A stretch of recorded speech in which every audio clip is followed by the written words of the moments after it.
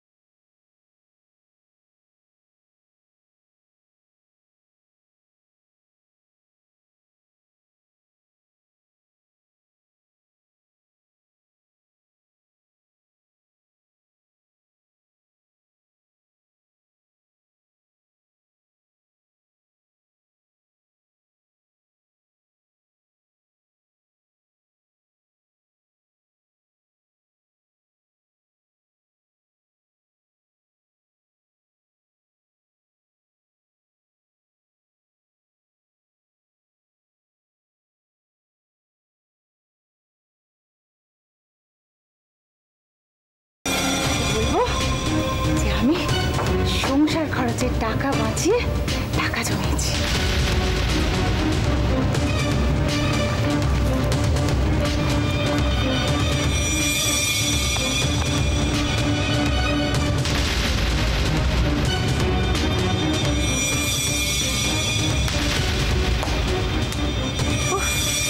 বাবা কি নিখুঁত কাজ করলাম।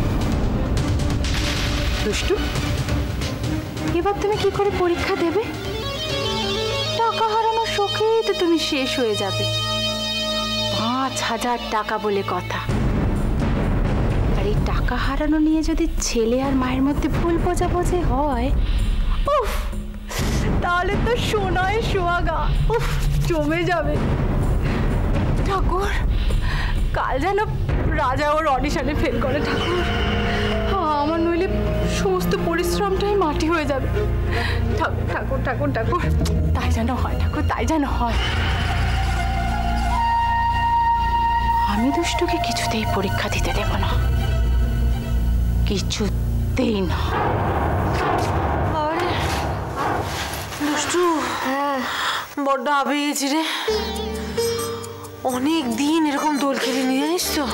হ্যাঁ আর বলো না, আমার তো খিদেতে পেট একেবারে চোঁচো করছে। তাই জানা, জল খা, জল খা যা। ও বাবা, এমন ভাবে বলছে না জল খেলে আমার পেট ভরে যাবে। জানি তো ভরবে না, তবু একটু জল খা, আমার একটু দে না, যা না। আসল কথাটা বলো না, ধরো। উফ বাবা, জলটা নিতেও কষ্ট হচ্ছে। বিরাট রং খেলে একেবারে দুজনে হাঁপিয়ে গেছে। খুব খিদে পেয়েছে নিশ্চয়ই। দাঁড়াও, আমি ব্যবস্থা করছি। হ্যাঁ, একটা জিনিস খেয়াল করেছো? কি? একজন আমাদেরকে পুরো ভূত বানিয়ে দিল, আর আমরা তাকে ভূত বানাতেই পারলাম না। কার কথা বলছিস রে? সুব্রত দা। আরে বাবা, এত লম্বা না, হাতে পৌঁছয় না মুখ অব্দি। এই শোনো, আমরা না সুব্রত তাকে রমাকে পুরো ভূত বানিয়ে দেব। হ্যাঁ, গুড আইডিয়া। কিন্তু কিন্তু ভদ্রলোক কোথায়? ভদ্রলোক আপাতত আমার ঘরে বসে আছেন। এরকম এই যে মিষ্টিটা আর জল খেয়ে পেটটা ভরাও। আরে আমার রান্না বাকি আছে। শোনো না, বলছিলাম যে সুব্রতদা তো তোমার ঘর না? হ্যাঁ। তুমি সুব্রতদার কাছে যাও, গিয়ে বলো যে তুমি রান্না টেস্ট করতে ডাকছো সুব্রতদাকে। এই না না না না না, আমি এসব পারবো না বাবা। কেন পারবে না? পারতে হবে তোমাকে। Please please please. না দুষ্টু, আমাকে তাহলে এইসবের মধ্যে জড়াচ্ছ কেন বলো? তুমি ডাকবে কি ডাকবে না? শোন না, আমরা দুজনে ওখানটায় লুকিয়ে থাকবো, তারপর তুমি সুব্রতদাকে ডাকবে, সুব্রতদা আসবে, তারপর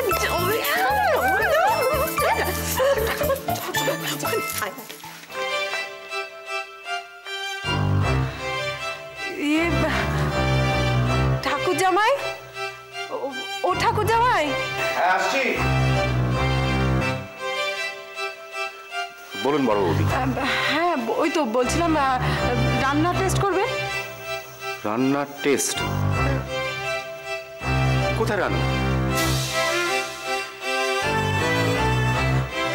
বিশ্বাস করো, আমার কোনো দোষ নেই জানো তো। আমি না, আমি রান্না বুঝতে পেরেছি, তার মানে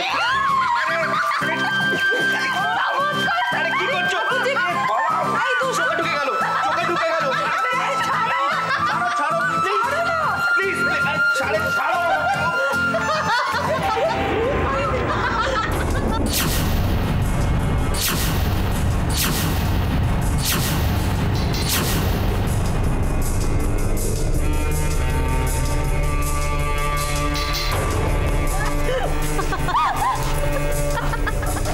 আচ্ছা, এটা কি দুষ্টুদের বাড়ি? মানে দুষ্টু আছে বাড়িতে? মিষ্টি বৌদি, এসো এসো, আয় এসো এসো ভেতরে চল, বসো।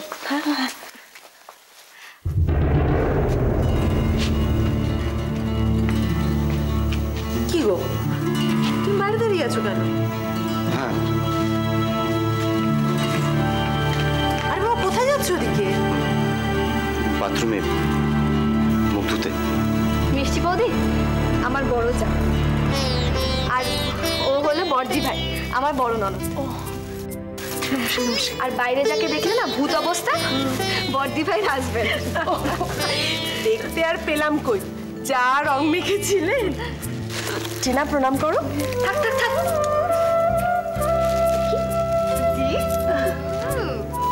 টিনাদেরও করো। ঠিক আছে আরেকটু দিই। হ্যাঁ, দেখো না আমার পুরো ভূত বানিয়ে দিয়েছি। ঠিক আছে ঠিক আছে।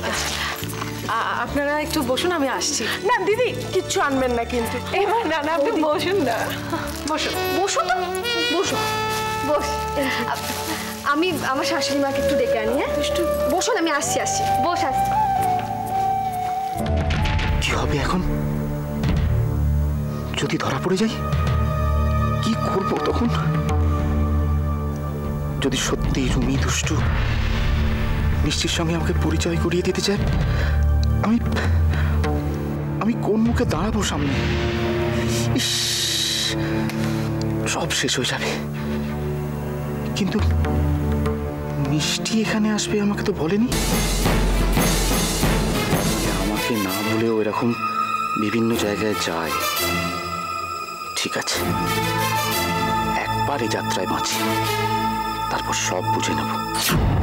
কিন্তু কিন্তু মিষ্টি হঠাৎ এখানে এলো কেন?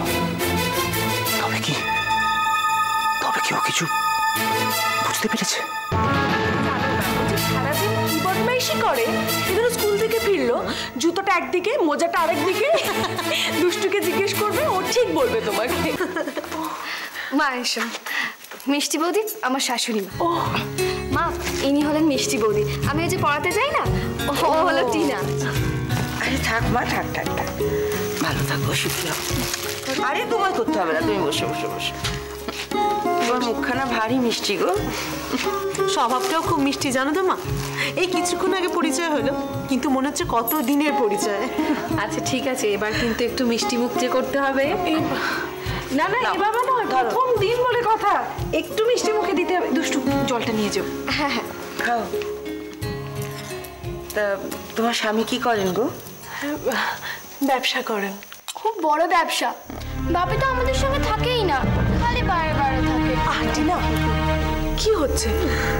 তোমাকে নিয়ে আর পারি না। গো, ওকে ভুগছো কেন? ও বাচ্চা মেয়ে, ও বাবাকে পায় না, মন খারাপ তো হবেই। তোমারও মন খারাপ হয় মা, কিন্তু তুমি বড় তো, তাই তুমি বলতে পারো না। আর আমি এগুলো বুঝি। আমার বাড়িতে তো একজন আছে তোমার মতন ওরকম কষ্ট ও পায়। তোমরা খাও, আমি একটু দিকটা দেখি।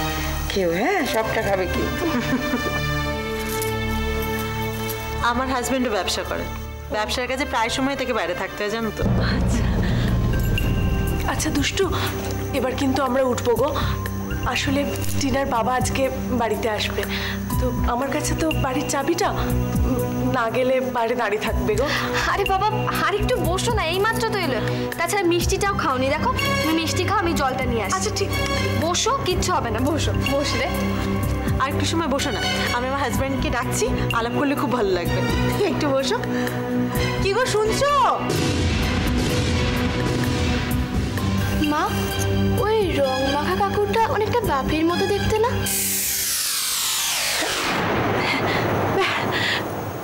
না না, ধরনটা অনেকটা ওই রকম। আমিও যেন কিরকম ঘাবড়ে গেছিলাম। দেখিনি।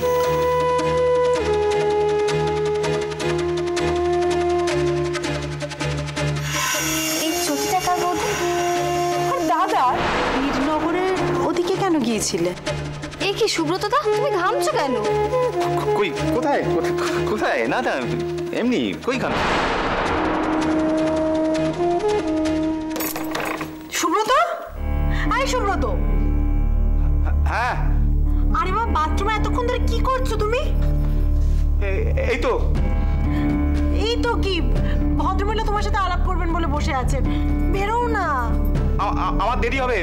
দেখো, আমি ওনাকে বলে এসেছি যে আমি তোমাকে নিয়ে যাব। তুমি এখন না গেলে কিন্তু আমায় খুব লজ্জায় পড়তে হবে। বেরো না গো। তুমি যাও না, আমি আসছি। এক্ষুনি আসবে তো? আরে হ্যাঁ রে বাবা, তুমি যাও, আমি বললাম তো আসছি। ঠিক আছে, তাড়াতাড়ি এসো প্লিজ। আর কোনো উপায় নেই, এবার যেতেই হবে।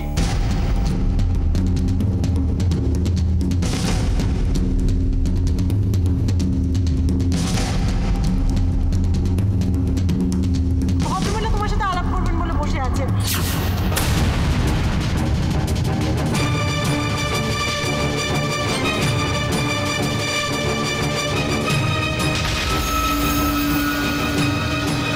ঠিক আছে।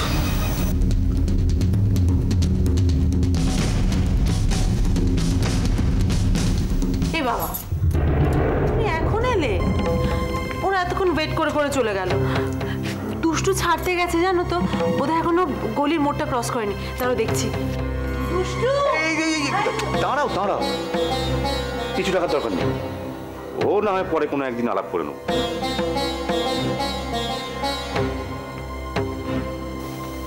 আচ্ছা তুমি এতক্ষণ বাথরুমে কি করছিলে? কি আবার করব? ফ্রেশ হচ্ছিলাম। ফ্রেশ হচ্ছিলে? হুম। কেন মিথ্যে কথা বলছো সুব্রত? আচ্ছা, আমি মিথ্যে কথা কেন বলবো? আর তুমি কি করে বুঝলে আমি মিথ্যে বলছিলাম? তাহলে তোতলাচ্ছ কেন? নিজের মুখটা দেখেছো একবার আয়নায়? সারাটা মুখ রঙে ভর্তি, আর বললে তুমি ফ্রেশ হতে গিয়েছিলে। এই সুব্রত, পেটের কোনো প্রবলেম হয়নি তো? মানে তোমাকে তো কতদিন ধরে বাইরে খেতে হচ্ছে না, খুব কষ্ট হচ্ছে না গো? হ্যাঁ জানো তো, আমার মনে হয় ওই জন্য একটু পেটটা ট্রাবল দিচ্ছিল। ওষুধ খেয়েছি, ও ঠিক হয়ে যাবে। এই জানো তো ওই মিষ্টি বৌদি এসেছিল না, মিষ্টি বৌদি আর মিষ্টি বৌদি হাজব্যান্ডও যেন একসাথে থাকে না। মানে ভদ্রলোক ব্যবসা করেন তো, ব্যবসার কাজে ওনাকে বাইরে ঘুরতে হয়। আর মিষ্টি বৌদি বলছিলেন যে ওর হাজব্যান্ড আজকে ব্যাক করছে, সেই জন্য উনি বেশিক্ষণ ওয়েট করলেন না। মানে ঘরের চাবি মিষ্টি বৌদির কাছে, যদি বেশি দেরি হয়ে যায় তাহলে ভদ্রলোকের রাস্তায় দাঁড়িয়ে থাকতে হবে। কেন, ডুপ্লিকেট চাবি তো রয়েছে। হ্যাঁ, না মানে ওই নর্মালি তো ডুপ্লিকেট চাবি থাকে, ওই জন্য বললাম আর। ও সেসব আমি অত জানি না। আচ্ছা তুমিই বলো, ওদের পার্সোনাল ব্যাপার, এত ডিটেলসে খবর নেওয়া যায়? হ্যাঁ সেই তো বলছি যে, শোনো না, আমাকে না একবার বেরোতে হবে। এক্ষুনি চলে যাবে? না এক্ষুনি নয়, তবে যেতে হবে আর কি। আসলে আমার ওই ব্যবসার জন্য না ভদ্রলোক কিছু টাকা ধার দেবেন বলেছিলেন, ওই সেই জন্যই ওনার সঙ্গে মিটিং আছে।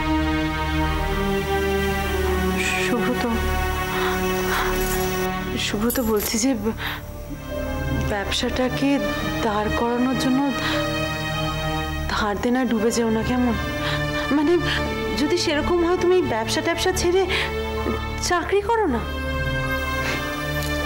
আমাদের তো ছোট্ট সংসার, তুমি আমি আর আমাদের পুচকু, বেশি খরচা হবে না। দেখছি।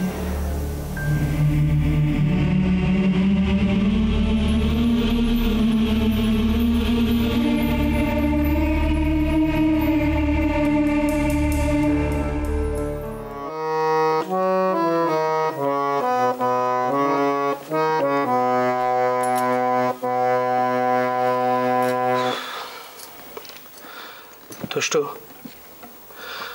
আমার না ভেতরে ভেতরে খুব টেনশন হচ্ছে। আরে বাবা, কম্পিটিশন মানেই তো টেনশন। নিজের নার্ভের ওপর কন্ট্রোল রাখো।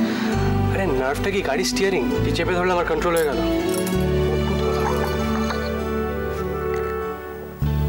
বাহ, চাটা ভালো হয়েছে তো।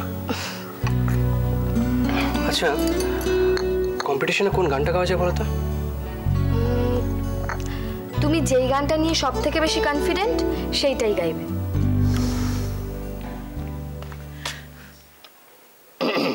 রাজা, বর্দা এসো না, ভেতরে এসো। জমিয়ে রেওয়াজ হচ্ছে না? আচ্ছা তুমি নিশ্চয়ই চা খাবে? মন্দ হয় না। ঠিক আছে, তোমরা গল্প করো, আমি নিয়ে আসছি। বেশ। বুঝলি রাজা, তোর এই কম্পিটিশনের বিজ্ঞাপন শুনছিলাম রেডিওতে, মনে হচ্ছে বেশ বড় সড়ো করে হবে। হ্যাঁ রে বর্দা, বড় করেই হচ্ছে। ভালো করে প্র্যাকটিস করছিস তো? চেষ্টা করছি। জিততে হবে কিন্তু। নে, এই ঘড়িটা আজ থেকে তোর। কেন এই ঘড়িটা হঠাৎ আমায় দিয়ে দিচ্ছিস কেন? এই ঘড়িটা যখন বাবা আমাকে দিয়েছিল, তোর মনে আছে? খুব রাগ হয়েছিল তোর। হ্যাঁ, তখন রাগ হয়েছিল ঠিকই, পরে বুঝতে পেরেছিলাম যে তুই ঘড়িটা যোগ করতে। আরে বাবা, তখন আমার এইচএস পরীক্ষা, তাই বাবা আমাকে এটা দিয়েছিল যাতে আমি টাইমটা মেনটেন করতে পারি। কিন্তু আজকে তো এটা তোর লাগবে, তুই অনেক বড় কাজে যাচ্ছিস, ঠিক আছে? আর শোন, এই কম্পিটিশনটা কিন্তু তোকে জিততেই হবে, কারণ তোর জিত মানে আমাদের প্রত্যেকের জিত। রাজা,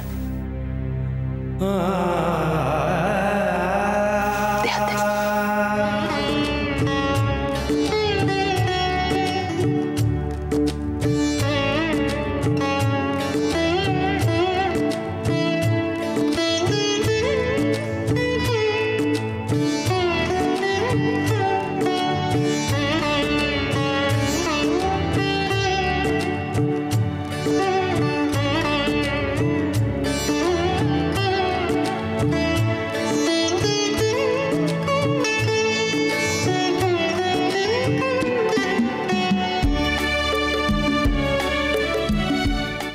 কি ব্যাপার, কি রাজার আজকে এত বড় একটা দিন, জীবনের প্রথম গানের অডিশন দিতে যাবে, আর তোমার মেয়ে যেরকম খাপ্পা। বড় বৌমা উল্টো পাল্টা কিছু বললো নাকি? কথায় বলে না, প্রত্যেকটা মানুষের খারাপ ভালো দুটো দিক থাকে। বড় বৌমানের ভালো মানুষই কতখানি খারাপ জানো? আরে কালকে মাংস রান্না হয়েছে, তেল শেষ হয়ে গেছে, সেটা একবার বলবে তো। এখন রাজার জন্য ভাত করতে গিয়ে দেখি চালও বাড়ন্ত। ও বলছে ও নাকি আমাকে বলেছে। আরে এমন মিনমিন করে কথা বলে, হয়তো বলেছে আমি খেয়াল করিনি। এ বাবা, তাহলে রাজা কি খেয়ে যাবে? ওই তো ঘরে আটা ছিল, রুটি করে দিয়েছে, আর সাদা আলু চচ্চড়ি ও ভালোই বাসে খেতে। দাও পাসবুকটা দাও, ব্যাংকে যাও। শোনো না, বলছি যে ওই তোমার তো পেনশন নিয়ে ফিরতে ফিরতে দুপুর হয়ে যাবে, তো কিছু টাকা দিয়ে যাও না, আমি ওই চাল আর তেলটা আনিয়ে নিই। তুমি বলো আমাকে 10টা টাকা দাও, আমাকে 10টা টাকা দাও, আমি ওই অটো করে ব্যাংকে যাবো। তোমরা কি ভাবো বলো তো আমাকে? আমার কাছে টাকার গাছ আছে, ঝাড়া দিলেই পড়বে। গুনে গুনে তো ওই করে টাকা দাও সংসার খরচের জন্য, আবার সেখান থেকেও চাইছো। আরে বাবা, আমি কি তোমাকে বলেছি নাকি যে তোমার টাকার গাছ আছে? আমি তো জানি যে তোমার একটা লক্ষ্মীর ভাড়া আছে। ছিল টাকা, কিন্তু ওই জামাইয়ার সাথে মাংস কিনতে হলো তো, শুধু টাকাগুলো নিয়েছে, বলেছে মাইনে পেয়ে দিয়ে দেবে। আবার দেখেছ, বিপদ যখন আসে না চারিদিক থেকে আসে।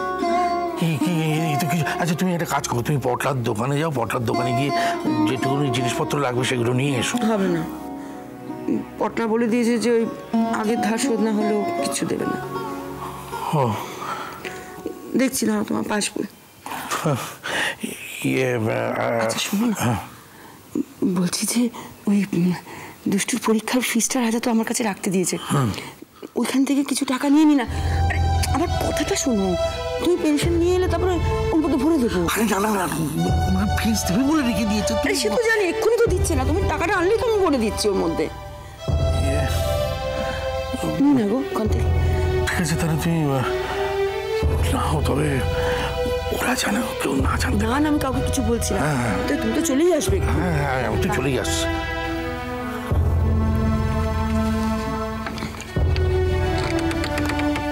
এই নাও তোমার পাসবই, পাসবইটা।